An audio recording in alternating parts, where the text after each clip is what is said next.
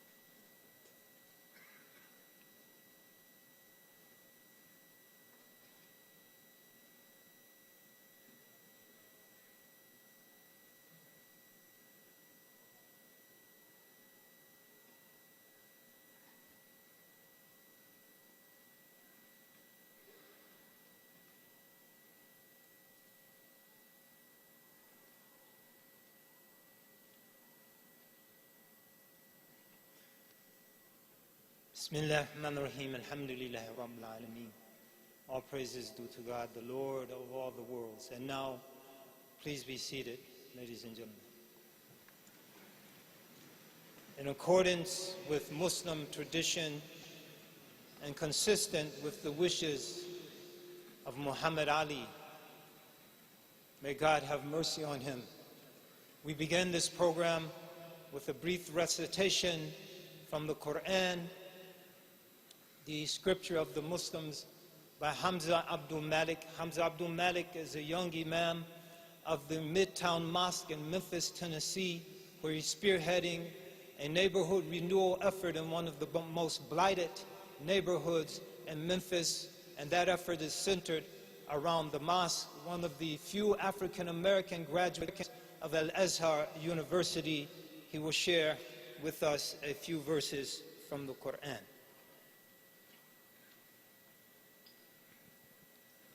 Ladies and gentlemen, Hamza Abdul Malik.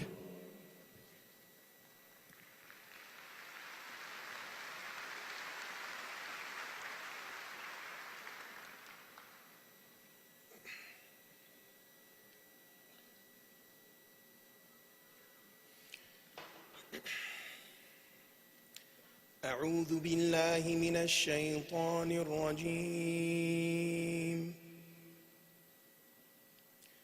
بسم الله الرحمن الرحيم.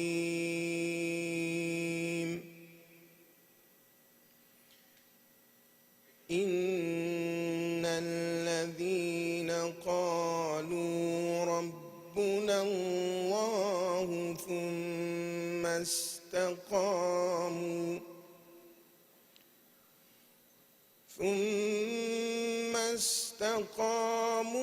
تتنزل عليهم الملائكة ألا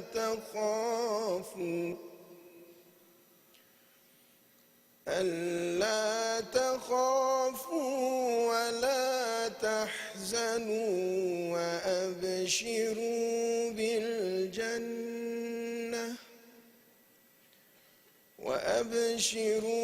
بالجنة التي كنتم توعدون.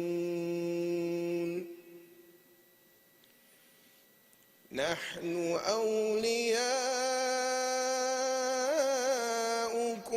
في الحياة الدنيا وفي الآخرة ولكم فيها ما تشتهي أنفسكم ولكم فيها ما تدعون.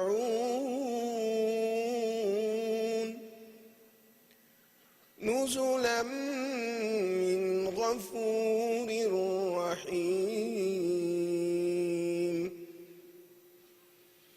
ومن أحسن قولا ممن دعا إلى الله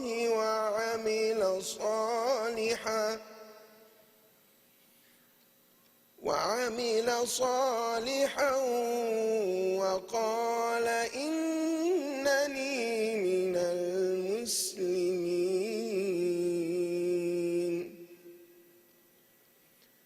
ولا تستوي الحسنة ولا السيئة ادفع بالتي هي أحسن فإذا الذي بينك وبينه عداوة كأنه ولي حميم. وما يلقاها إلا الذين صبروا وما يلقاها إلا ذو حظ عظيم. صدق الله العظيم والحمد لله رب العالمين وصلى الله على سيدنا محمد وعلى آله وصحبه وسلم.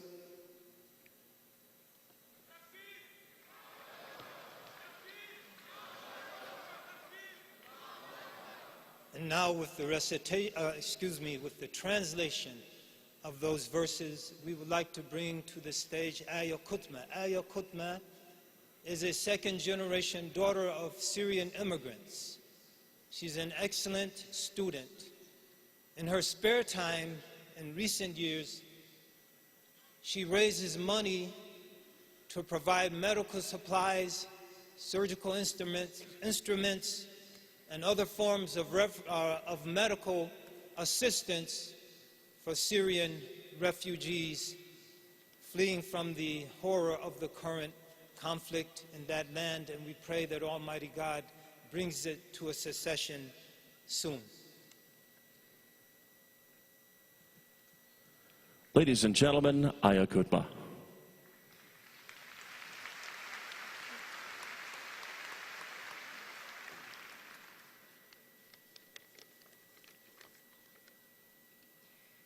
In the name of God, the most gracious, the most merciful. Truly those who say, "Our Lord is God," and are upright, the angels will descend upon them saying, "Have neither fear nor sadness, but rather rejoice in this paradise that you have been promised." We are your allies in this lower life and the hereafter, where you will have your heart's desire, and you'll have whatever you ask for, hospitably from the one most forgiving, most merciful. Who is more beautiful in speech than the one who invites to God and does righteous works, saying, "Truly I am submitted to God"? For good and evil are not equal. Repel ugliness with beauty, and behold, the one between you and whom there was enmity is transformed into a warm friend. But no one arrives at the station without great patience and immense fortune. Surah Fussilat, Prostration, chapter 41, verses 30 to 35. Thank you.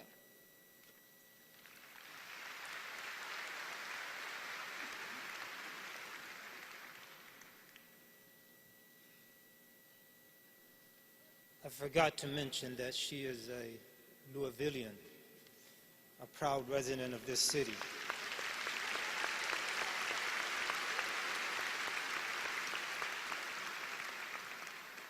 Oh God, bless this day of ours.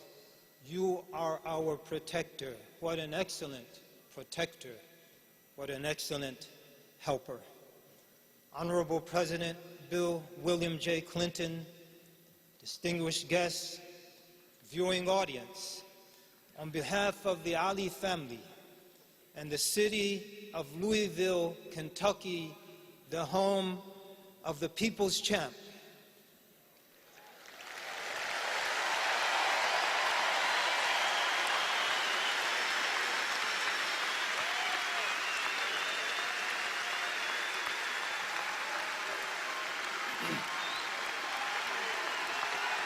Ali, Ali, Ali.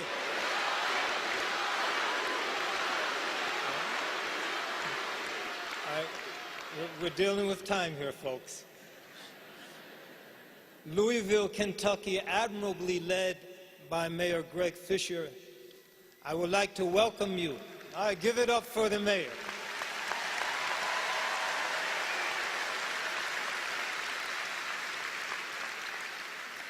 I would like to welcome you to this memorial service for the people's champ, Muhammad Ali.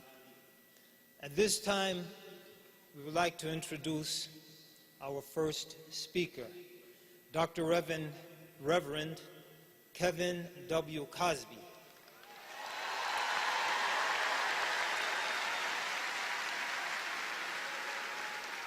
If were not for time, since Cosby rhymes with Ali, we would say Cosby, Cosby, but time doesn't permit.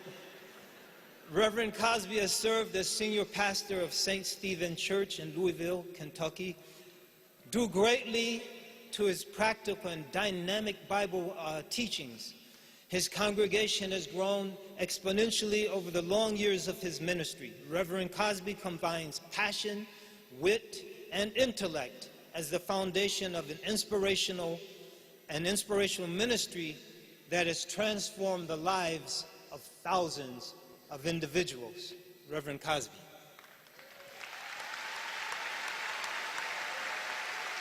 Thank you. I looked in the dictionary for the word fidelity, and it had two words: Lonnie Ali.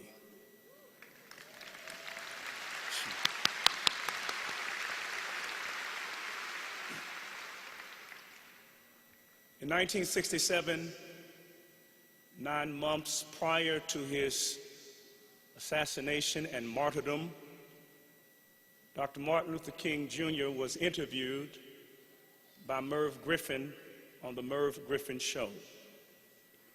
Merv Griffin asked Dr. King a relevant question. He said, "Dr. King, what has been the greatest effect and impact that the civil rights struggle has had on the Negro?" Dr. King paused and said, "Besides the dismantling of barriers that prohibited the Negro from free access, the greatest and the most profound effect that the civil rights struggle had was that it infused in the Negro something that the Negro needed all along. And that was a sense of somebodyness." You will never be able to appreciate what Dr. King meant when he said the Negro needed a sense of somebodyness until you understand the 350 years of nobodyness that was infused into the psyche of people of color. Every sacred document in our history, every hallowed institution conspired to convince the African in America that when God made the African, that God was guilty of creative malfeasance. All of our sacrosanct documents from the Constitution said to the Negro that you're nobody.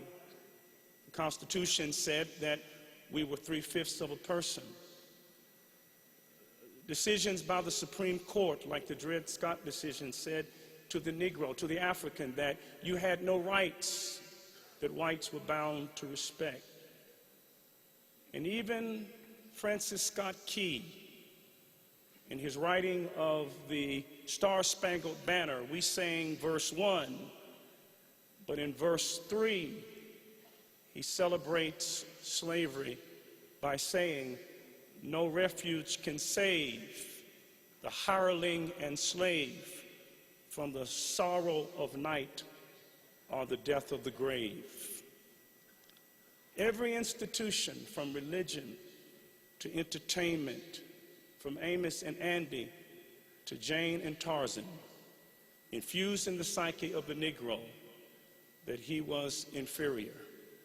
But something happened to the Depression generation and the World War II generation of African Americans. Jackie Robinson picked up his bat and hit a ball, and the Brooklyn Dodgers win the pennant. Joe Louis dismantles the pride of Aryan supremacy by knocking out Max Smelling in 124 seconds. Jesse Lewis runs in ambulatory speed and wins 4 gold medals. Rosa Parks sits down on a bus in Montgomery in December of 1955, and a young seminary student from Boston University stands up and takes the complex ideas of Niebuhr and Tillich and dips it in chocolate so Big Mama can understand it.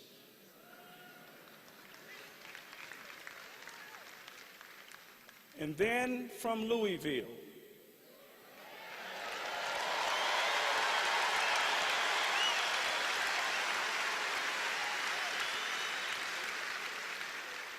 emerged a silver-tongued poet who took the ethos of somebodyness to unheard of heights. Before James Brown said, "I'm black and I'm proud," Muhammad Ali said, "I'm black and I'm pretty."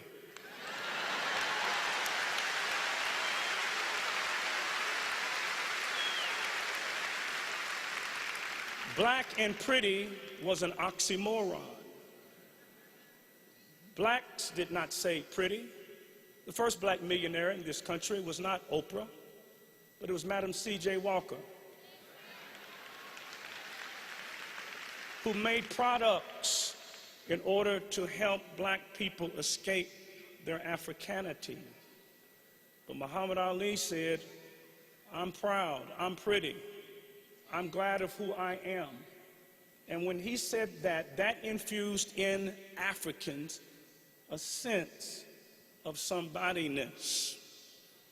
To extrapolate Muhammad Ali from the times in which he lives is what's called historic presentism. It is to talk about George Washington and not talk about the American Revolution. It's to talk about Abraham Lincoln and not talk about the Civil War. It's to talk about Franklin Delano Roosevelt and not talk about the Depression and World War II. Our brother Muhammad Ali was a product of a difficult time, and he dared to love black people at a time when black people had a problem loving themselves. He dared to affirm the beauty of blackness. He dared to affirm the power and the capacity of African Americans. He dared to love America's most unloved race. And he loved us all. And we loved him because we knew he loved us. He loved us all.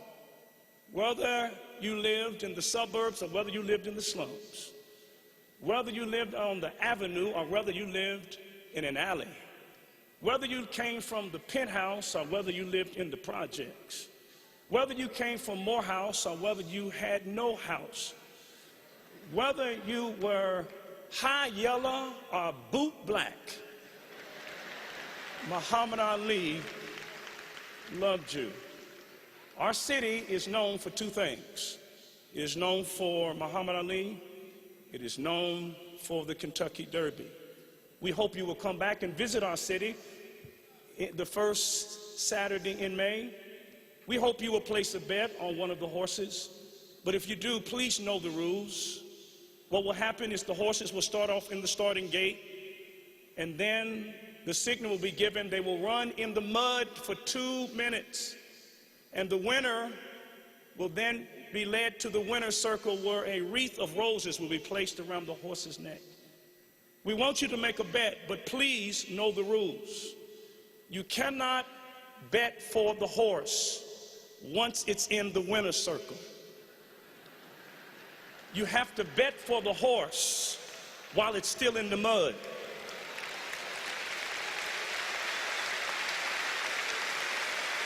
And there are a lot of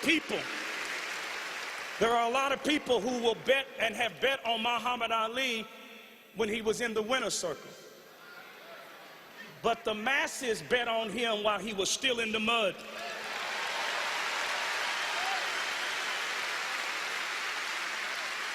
Kareem Abdul-Jabbar stood with him when he was in the mud. Jim Brown stood with him when he was in the mud. Bill Russell stood with him when he was in the mud. Howard Cosell stood with him when he was in the mud.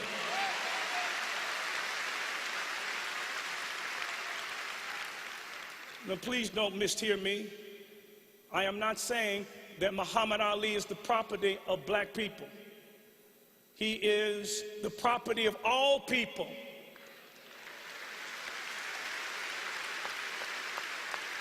But while he is the property of all people, let us never forget that he is the product of black people in their struggle to be free.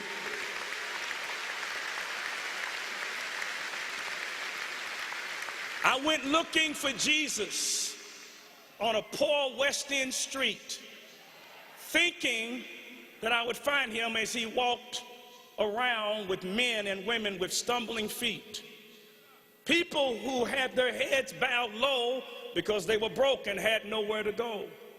But then I went looking for Jesus way in the sky, thinking he would wear a robe that would dazzle my eye. When suddenly Jesus came walking by with stumbling feet because he'd been hanging with the poor on a West End street.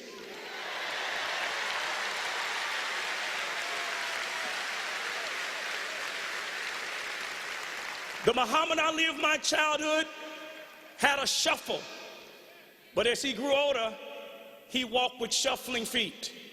And I would submit to you that he walked with shuffling feet not because of Parkinson's disease, but he walked with shuffling feet because he hung out with the folk in West Louisville who had shuffling feet.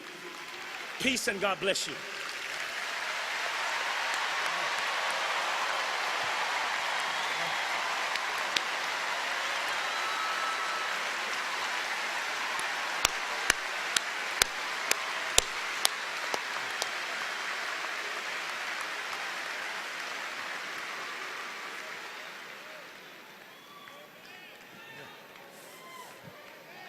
Yes, yes, yes. Yes, yes, yes. Don't give a teenager a telephone, and don't give a preacher a microphone.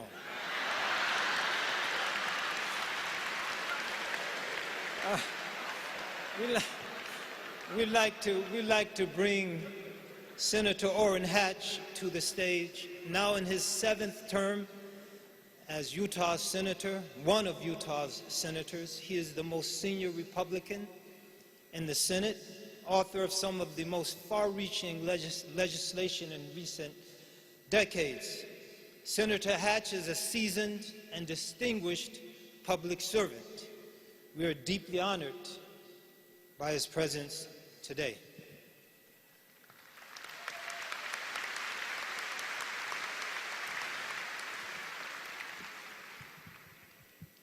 Wow, Reverend, that was really good.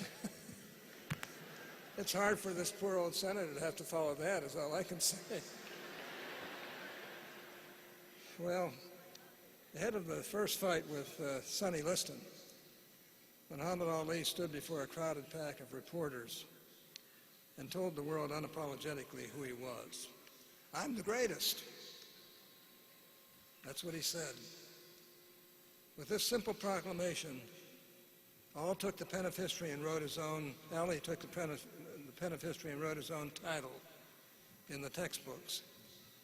He was not Muhammad Ali, the prize fighter, or even Muhammad the world champion. He was Muhammad the greatest. Ali's doubters dismissed this declaration as mere braggadocio. But Ali wasn't talking trash. He was speaking truth. And he was, in the world of boxing, he truly was the greatest.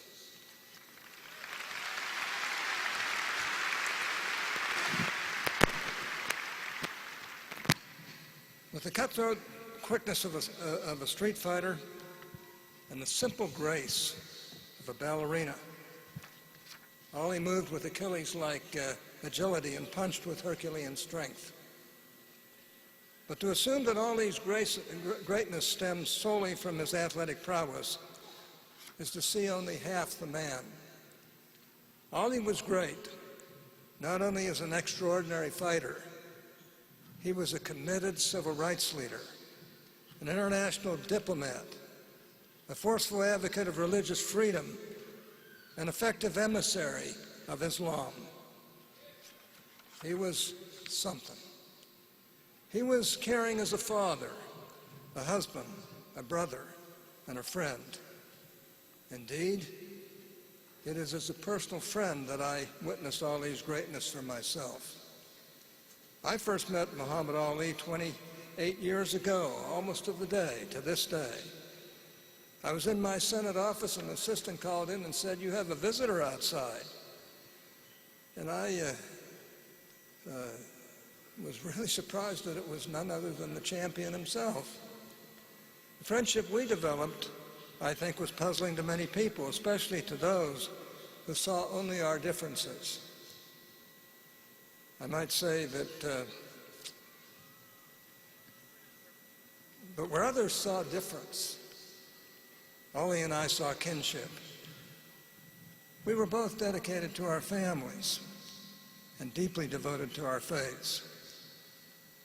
He took Islam, and I to the Church of Jesus Christ of Latter-day Saints.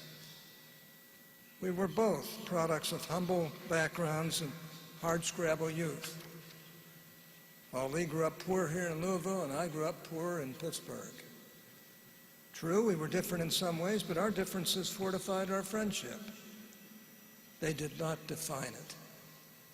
I saw greatness in Ali's ability to look beyond the horizon and our differences, to find common ground. This shared sensibility was the foundation of a rich and meaningful relationship that I will forever treasure. One of my fondest memories of our friendship was when Ali joined me in the Salt Lake to go and listen to the Salt Lake Mormon Tabernacle Choir. I have to say, it was the famed Mormon Tabernacle Choir. And Ali, loved music, and he enjoyed the choir's performance. But he seemed most excited to share his own religious beliefs with those who came to hear the Christian hymns. Ali attracted big crowds that day, and as he always did, and eagerly gave everyone autographed pamphlets explaining his Muslim beliefs. Hundreds of Mormons lined up to grab all these pamphlets, and of course, I took one for myself. I respected his deeply held convictions just as he respected mine. And in our relationship, it was anchored by our different faiths.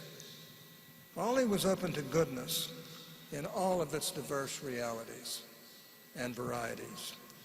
On another occasion, I took Ali to Primary Children's Hospital in Salt Lake City. We visited with downtrodden children who perhaps had never smiled a day in their lifetime until Ali showed up. Ali held those kids and looked into their eyes. They would grin from ear to ear. These are kids that never smiled. They were so pained. The nurses were astounded. Never before had they seen someone who had connected so immediately and profoundly with these sick children. Ali had a special way with kids, as we all know. He may have been a tough and tenacious man in the ring, but he was compassionate and tender around those that he loved. For all of his ferocity as a fighter, Ali was also a peacemaker. A particular radio host in Utah berated me constantly on the airwaves, week after week. And one day the host asked if I would arrange for Ali to meet Utah's former middleweight champion, Gene Fulmer, for a joint interview. Ali agreed, knowing the appearance could help me build some goodwill, but he also was very interested in meeting Gene as well. It was an unforgettable experience. Here were two champions, face to face, reminiscing about some of the best fights the world has ever seen. And I have to say, and in the process, Ali claimed that radio host, well, he charmed the radio host so much on my behalf gently transforming an unrepentant antagonist into a respectful sparring partner. So dedicated was Ali to our friendship that he joined me on the campaign trail during several election cycles. He came to Utah year after year to raise funds for a charity benefiting needy women, women in jeopardy, and families in our state. Ali didn't look at life through the binary lens of Republican, Democrat, so common today. He saw worthy causes and shared humanity. In Ali's willingness to put principles ahead of partisanship, he showed us all the path to greatness. And I'll never forget that greatness, nor will I ever forget him.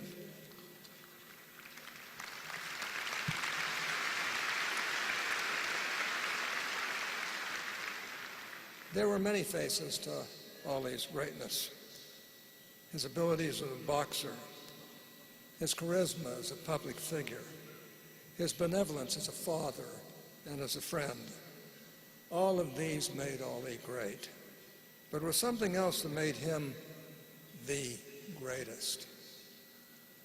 Ali was the greatest because, as a debilitated yet unbroken champion in his later years, he pointed us to a greatness beyond ourselves, a greatness beyond even Ali. He pointed us to the greatness of God.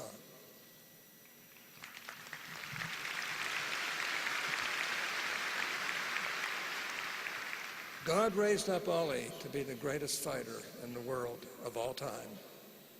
Yet he allowed Ali to wrestle with Parkinson's disease, an inescapable reminder that we are all mortal and that we are all dependent on God's grace. Ali believed this himself. He once told me, "God gave me this condition to remind me always that I am human and that only He is the greatest."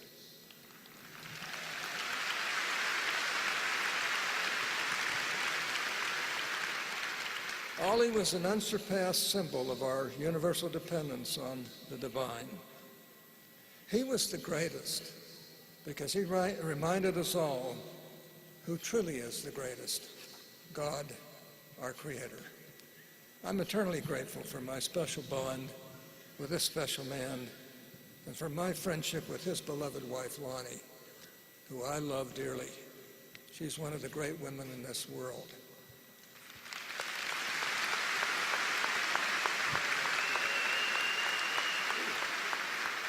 She was dedicated to her companion to the very end, and boy, I know it.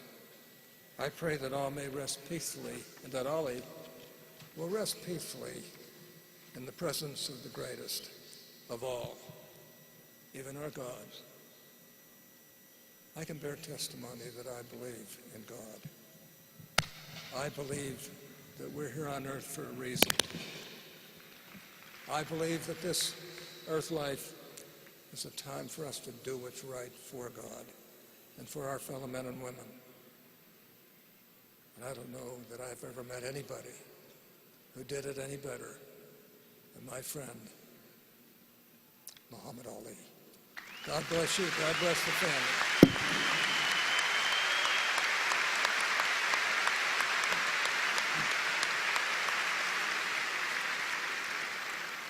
Next, we would like to welcome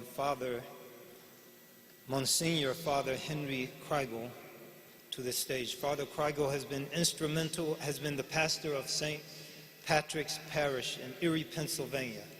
He was ordained in 1970 and named a domestic prelate with the title Monsignor by Pope John Paul II in 1991. His wisdom, scholarship, and spiritual guidance is a source of solace and guidance for Catholics and members of other faith communities far, far beyond his Pennsylvania home. Father Kreigel.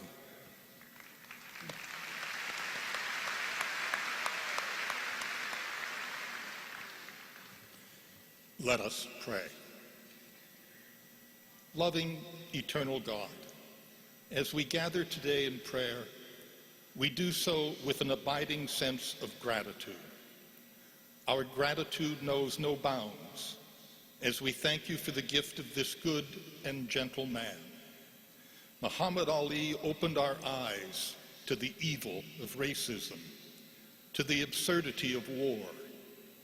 He showed us with incredible patience that a debilitating illness need never diminish joy and love in our lives. He chided our consciences. He awakened in us a deeper sense of the need to respect one another, to set aside racial differences. The legendary fighter of all time in reality taught us to heal rather than to fight, to embrace rather than to turn away, to include rather than exclude. While proclaiming himself to be the greatest, he showed us that his greatness lay in his love and concern for others, most particularly the marginalized, the suffering, the helpless, the hopeless. Your gift of him has enriched us, has made us better people, has created a more gentle world. We dare not return him to you today without expressing our gratitude for the gift of him. Amen.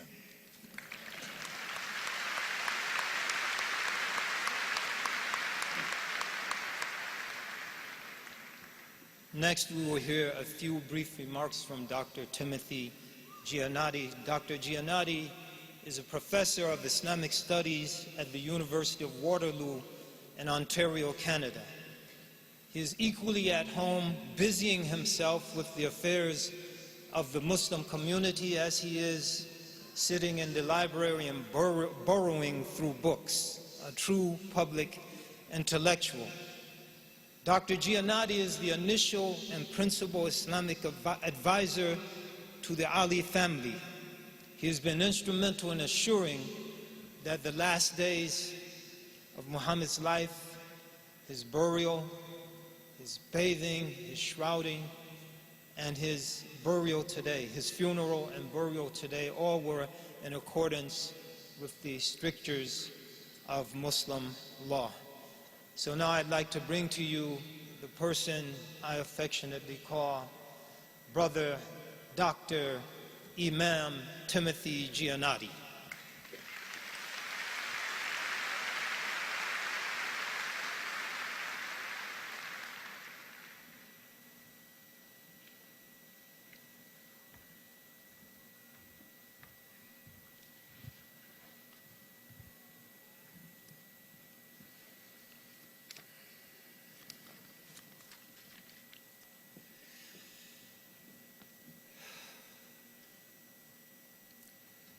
Bismillah ar-Rahman ar-Rahim.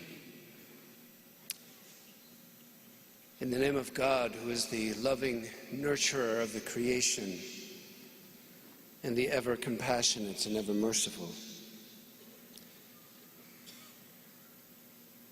I'd like to share a prayer today. And this is a prayer adapted from a traditional prayer of the Prophet Muhammad alayhi salatu wassalam. May God's peace and blessings be upon him. But before I do so, I would just like to say to the family, to Lonnie, to everyone here, that serving Muhammad Ali has been one of the greatest privileges of my life.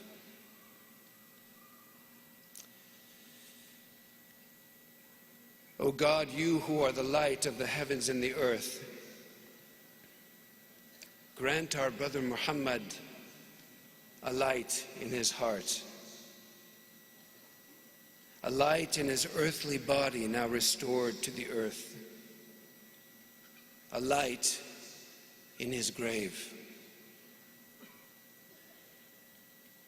a light before him as he journeys on to you, a light in all that he has left behind in this world, a light to his right and a light to his left. O God, increase him in light. grant him light. A light in his deeds in this world and a light in the hereafter.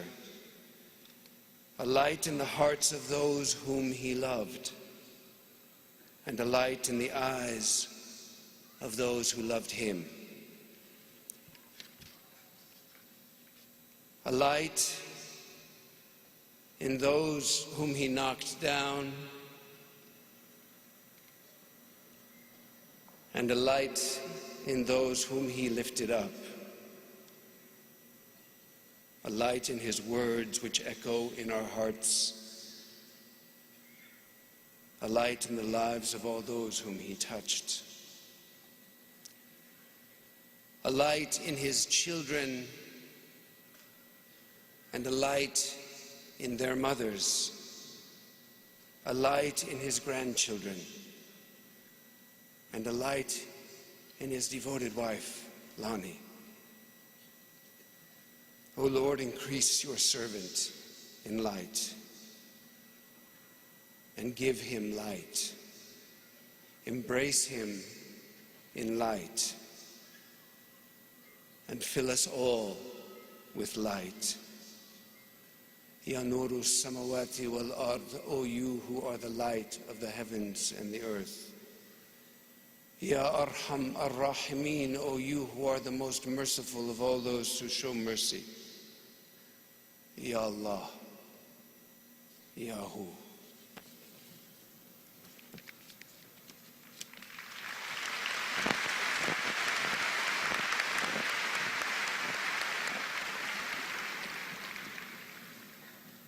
Next, we will hear a few words from Rabbi Michael Lerner. Rabbi Lerner is not only the rabbi of Beit Tikkun, but also the editor of Tikkun magazine. As the magazine's name suggests, Rabbi Lerner has dedicated his life to working to heal and repair the world. Rabbi Lerner is never afraid of ruffling a few feathers, so we ask him to be nice today. Rabbi Lerner.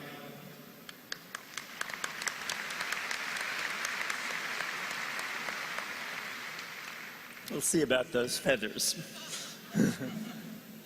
El Malei Rachamim Shochen Bameromim.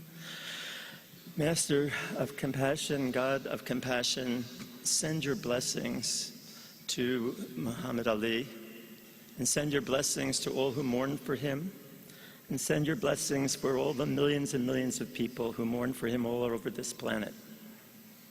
Amen.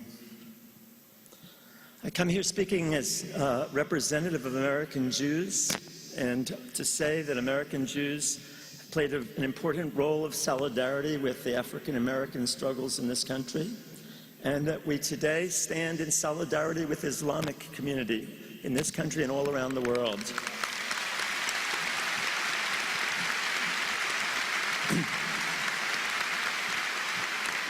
We will not tolerate politicians or anyone else putting down Muslims and blaming Muslims for a few people.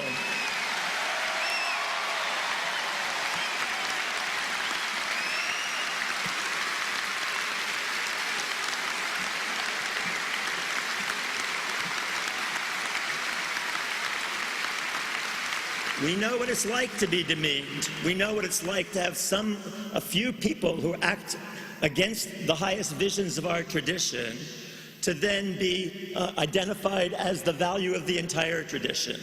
And one of the reasons that we in Tikkun magazine, a magazine of liberal and progressive Jews, but also an interfaith magazine, have called upon the United States to stand up to the part of the Israeli government that is oppressing Palestinians is that we as Jews understand that our commitment is to recognize that God has created everyone in God's image and that everyone is equally precious, and that means the Palestinian people as well as all other people on the planet.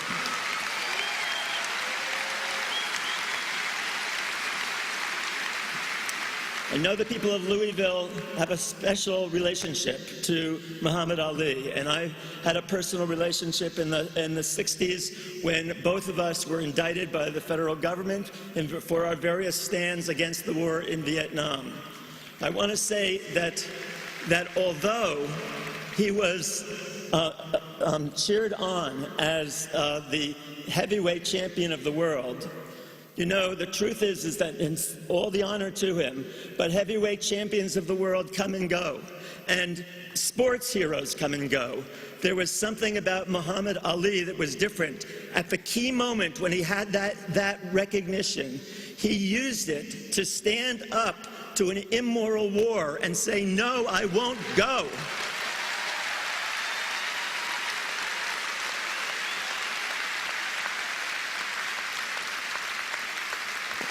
And it's for that reason that tens of millions of Americans who don't particularly care about boxing do care about Muhammad Ali, because he was a person who was willing to risk a great honor that he got and a great fame that he got to stand up for the beliefs that he had, to speak truth to power when the rest of the people around him said, "No, no, you're going to lose your championship." And it was taken away from him for 5 years. But he stood up and was willing to take that kind of a risk because of that kind of moral integrity.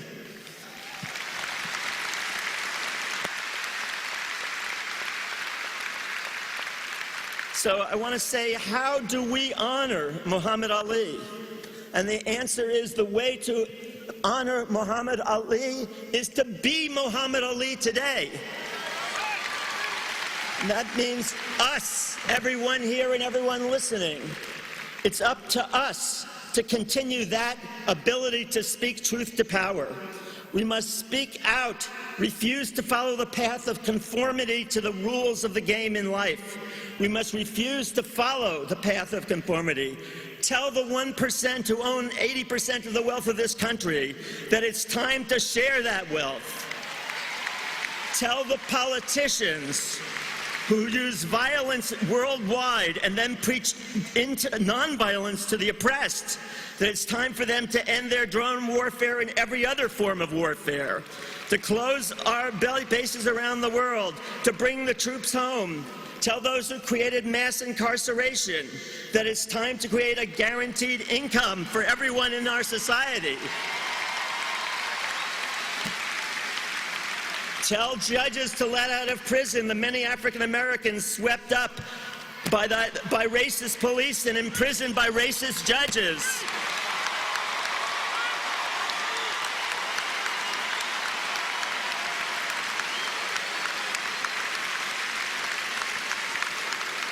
And many of them in prison today for offenses like possessing marijuana that white people get away with all the time.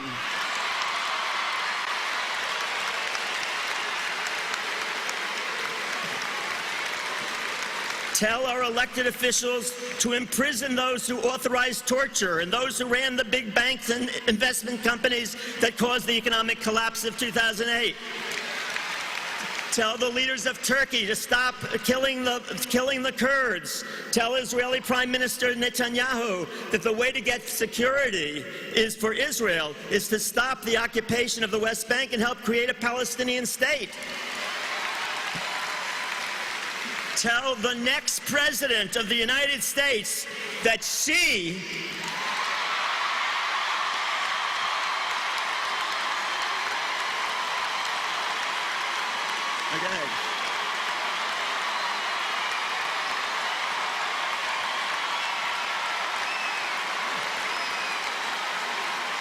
Tell the next president of the United States that she should seek a constitutional amendment to make all national and state elections funded by Congress and the state legislatures and all other sources of money be banned, including money from corporations, from individuals, all other money, make it all public funding.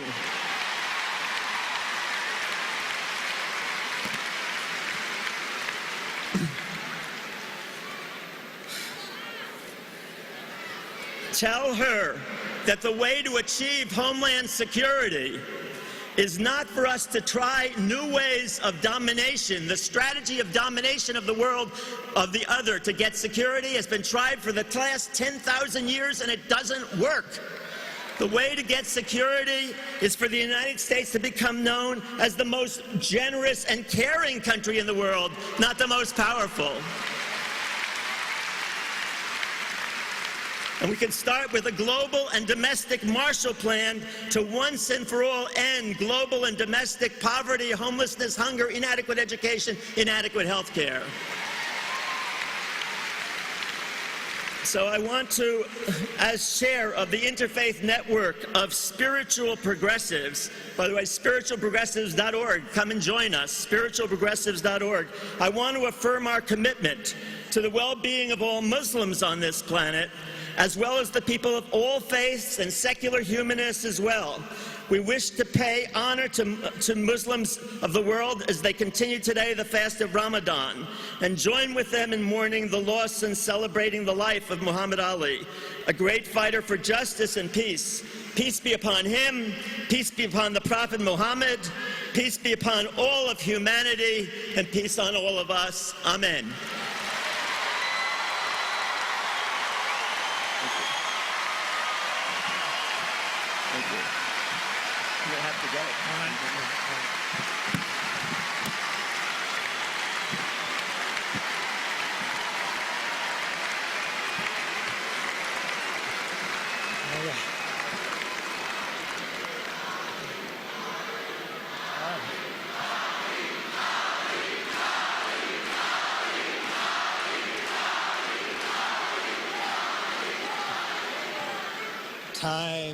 Time is not on our side. After that speech, I have to edit my initial remarks. Honorable First Man, William J. Clinton.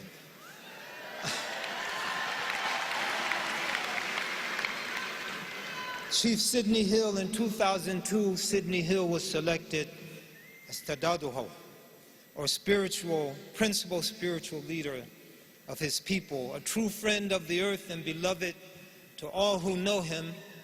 He is a leader whose spirituality is coupled with a passionate pursuit of justice. We are honored that he has come here today to share a few words and a few thoughts with us. Chief Hill.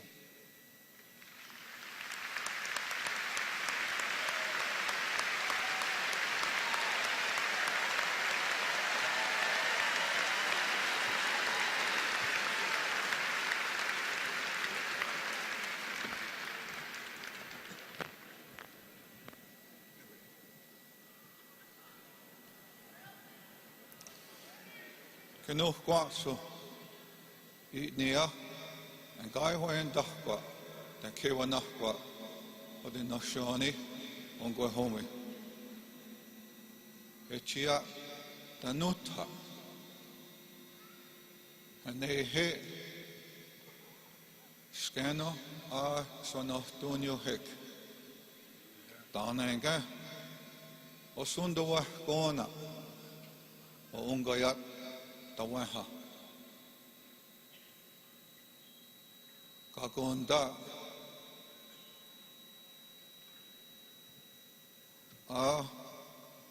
Swanigo Hayenda Haumwa Sungwaya Daihwa Aho Hahakwaisha Scano and Hadadia Tik Tauhan Jade Sungwaya Disai Sa Deot Haswanahtu Kwa Allah Daneto.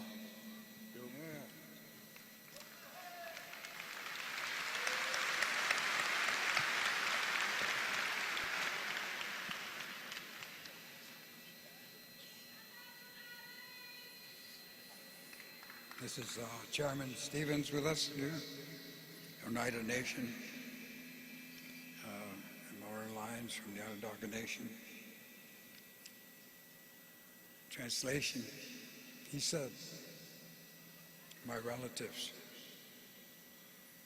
it is my responsibility to pick up the words for the Haudenosaunee, the people of the Longhouse. They wish you well. They want you to be at peace of mind. Now, this great darkness that has happened to us, you must understand that he who had gathered us here, that his road is straight. Peacefully, he will arrive at his land. Sungwaya Disae, our Creator. It is the same as you call him, Allah. These were the words.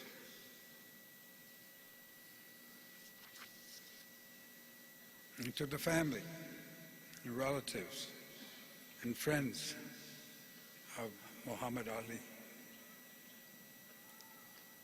Muhammad Ali was a leader among men and a champion of the people.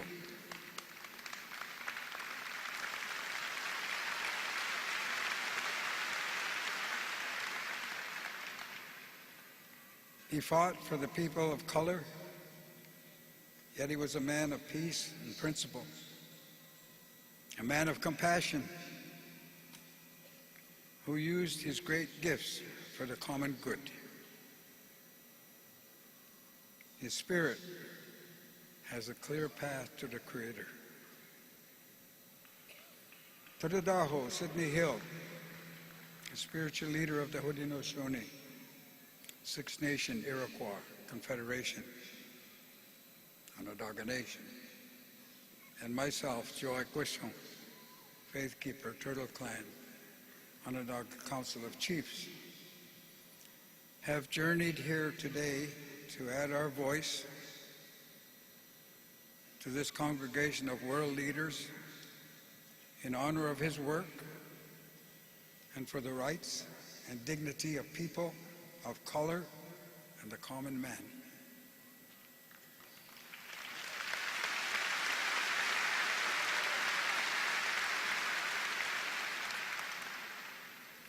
He was always in support of the indigenous peoples of this hemisphere in our quest for our inherent land rights, self-determination, identity, and collective rights that include the natural world. We know what he was up against, because we've had 524 years of survival training ourselves.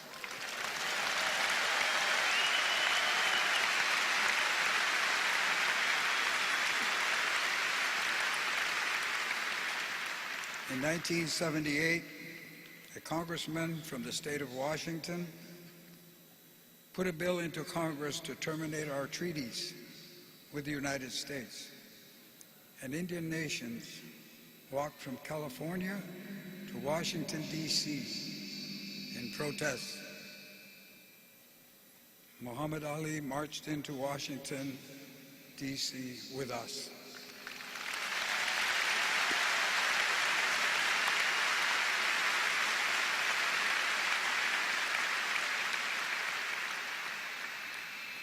He was a free, independent spirit. He stood his ground with great courage and conviction, and he paid a price. And this country did too. And we all did. Values and principles will determine one's destiny.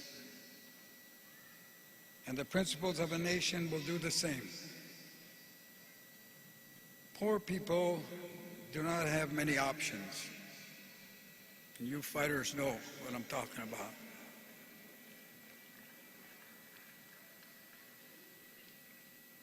He said that the ring was Ali's path to his destiny. He said he'd be heavyweight champion of the world, and he was. 3 times. And this 4th time, right here, right now.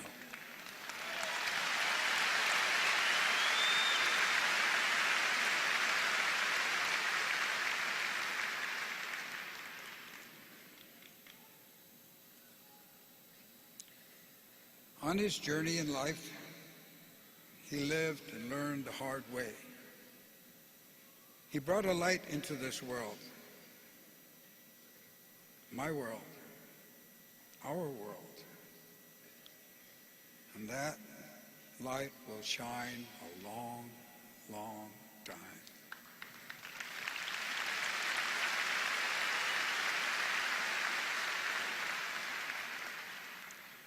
Peace, brother, peace. And on behalf of Tadadaho, the Haudenosaunee, my friend Ernie, and the indigenous people everywhere, peace. Thank you. Nawaha.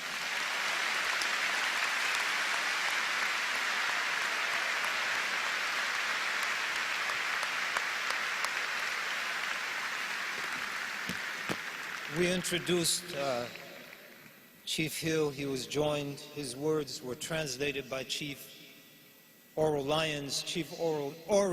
Lyons, who was born into a traditional indigenous family, grew up on the native reservations of upstate New York. In 1970, he became the chief and faith keeper of the Turtle Clan of the Onondaga Nation. His scholarship, stewardship, and leadership is a source of benefit and great blessing for all who know him. Now we'd like to introduce Rabbi Joe Rooks Rapport. Rabbi Rapport is senior rabbi of the temple here in Louisville, where he has been a leader in interfaith work.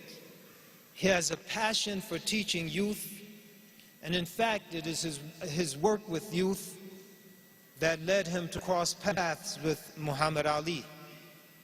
His religious leadership focuses on compassion, care, and working together with all to build a better world. Rabbi Rapport.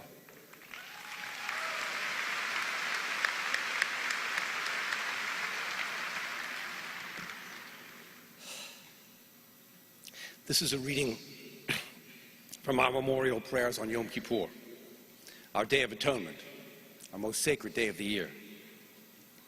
It was written many decades ago by Rabbi Alvin Fine, a civil rights and humanitarian leader who could never have known when he composed these words that he was writing a eulogy for Muhammad Ali. Birth is a beginning, and death a destination.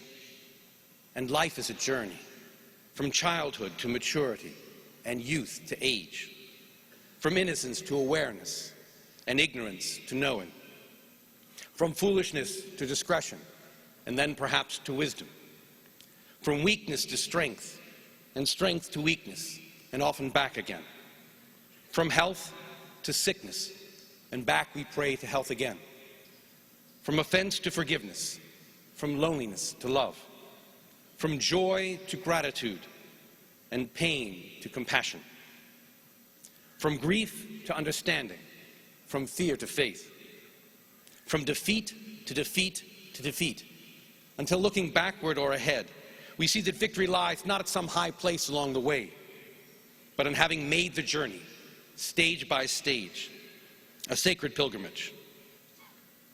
Birth is a beginning, and death a destination. And life is a journey, a sacred pilgrimage to life everlasting. We say words of prayer, and they remain words, until we encounter a person who embodies these words and makes them real. I've said these words many times before, at funerals and in memorial services, but never have I felt them come to life and speak of a single shining soul as I do today. Muhammad Ali was the heart of this city, the living, breathing embodiment of the greatest that we can be. He was our heart, And that heart beats here still.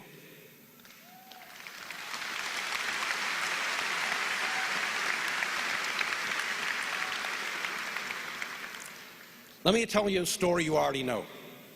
It's one of those stories about Ali being gracious to a stranger that so many of us have told so many times and in so many ways that we sometimes forget the lessons that these stories were intended to teach us. It's a story Hannah tells about her father towards the end of their book, The Soul of a Butterfly. Hannah's driving her father to a bookstore on one Sunday to pick up some Bibles and Qur'ans for a project that he's working on. They pass an elderly man standing by the road with a Bible in one hand and his thumb in the air with the other. They offer him a ride. And he thanks them, saying that he's on his way home from church. He only needs to go a few miles down the street where he can pick up a cab. Hannah asks where he lives. He doesn't want to trouble them or go out of their way. He has no idea who's sitting in the front seat of this car. Until Muhammad Ali turns around and says, "It's no trouble at all. Just on our way to a bookstore to buy some Bibles and Qur'ans." Once the man gets over meeting the greatest of all time, he insists that he has 3 Bibles in his house, and he'd be pleased to give them to Ali in appreciation for the ride. Ali thanks him, but says he wants to pay for the Bibles. The man says, "No, the Bibles were meant as a gift." Ali asks him what he does for a living, and it turns out that the man's had a stroke and he's been forced into retirement. Ali then tries to hand him a big pile of money for the Bibles. But the man refuses, and this is where things get interesting. Ali says, "Take the money, man, I'm trying to get into heaven." And the man replies, "So am I." Ali is not taking no for an answer. He says, "If you don't take the money, I might not get in." And the man replies, "If I do take your money, I might not get in." They arrive at his home, and the man invites him in to meet his wife of 30 years. He gives Ali the Bibles. Ali slips the money under a napkin on the kitchen table. They're about to leave, and Hannah gives the man her phone number and tells him to call her if he ever needs a ride home from church again. Sitting in the car, Ali turns to his daughter and asks, "Would you really go out of your way and pick him up and drive him all the way home?" And she says yes. And with tears in his eyes, he says, "That's me in you."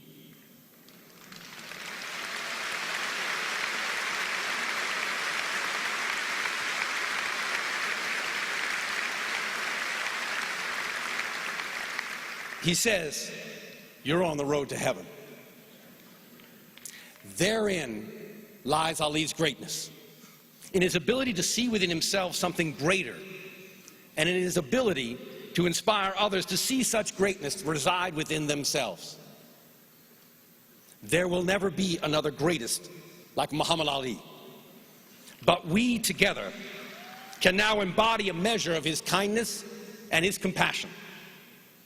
We can say, each of us in our hearts, "There's a little bit of Ali in me."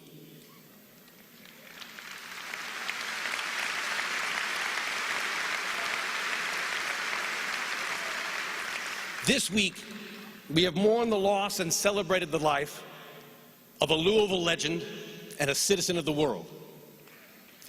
And of all the words and in all the ways, the most powerful moments have always been made in the voices of young people, repeated in prayer services and chanted in the streets. "I am Ali. I am Ali. I am not the fighter that Ali was. And I may not have the courage which he never lacked. And I am definitely not as pretty. But in my heart, and in my hope, and in my prayers, I am Muhammad Ali."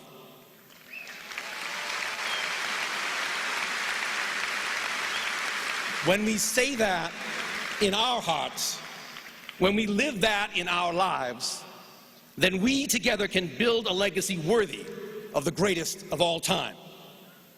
So say that now with me, in your heart and in this room.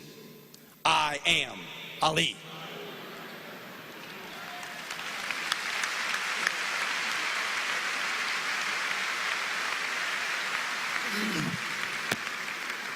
You know, one of the amazing things that we've witnessed during our time here in Louisville has been just so many stories of common, ordinary people.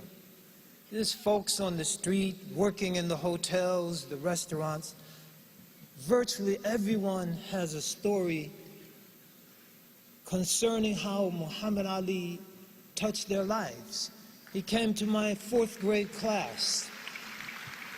He helped me out in this or that way. He came to visit me when I was sick. Just on and on and on.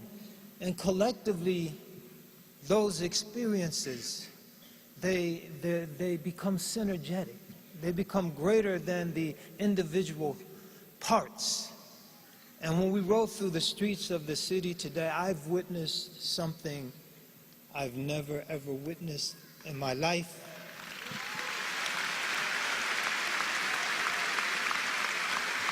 And I don't think I will ever witness again. I witnessed the power. In our Muslim tradition, we call it wilaya. It might be loosely translated as sainthood. I witnessed the power of sainthood.